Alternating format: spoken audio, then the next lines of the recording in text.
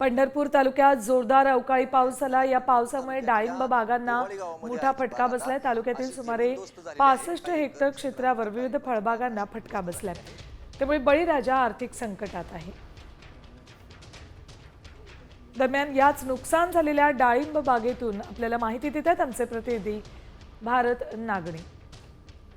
मी आता पंढरपूर तालुक्यातल्या बोहाळी गावामध्ये आहे। या ठिकाणी आपण बघतो की एका शेतकऱ्याच्या शेतामध्ये जवळपास 17 ते 18 एकर क्षेत्रावरची काढणीस आलेली डाळिंबाची बाग आता अशी जमीनदोस्त झालेली आहे। काय तुमच्या किती एकर बागेचं नुकसान झालेलं आहे? माझं नाव सुनील विठ्ठल हावळे। माझी 16 एकर बाग आहे।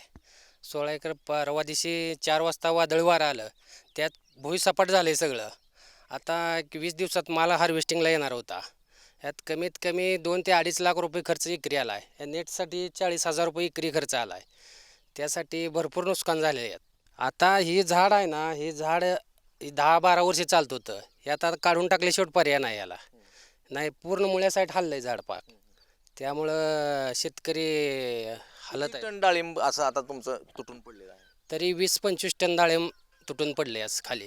किती नुकसान याच्यामध्ये? नुकसान कमीत कमी 20 लाखाचं नुकसान आहे। कॅमेरामॅन राजू मिसाळसह भारत नागणे, साम टीव्ही न्यूज, पंढरपूर। तर तिकडे नाशिक जिल्ह्याला पुन्हा अवकाळीनं तडाखा दिलाय। सिन्नर तालुक्यातील शेतीला वादळी वारा आणि पावसाचा मोठा फटका बसलाय। वीज पडून एकाचा मृत्यू झालाय, तर जिल्ह्यात 5 दिवसात अवकाळीचा हा 4था बळी आहे। अवकाळी पावसामुळे 6,000 हेक्टरहून अधिक क्षेत्रावरच्या शेतीचं नुकसान झालंय। तोडणीला आलेली मिरची जमीनदोस्त झाली, त्यामुळे शेतकऱ्यांचं लाखोंचं नुकसान झालंय।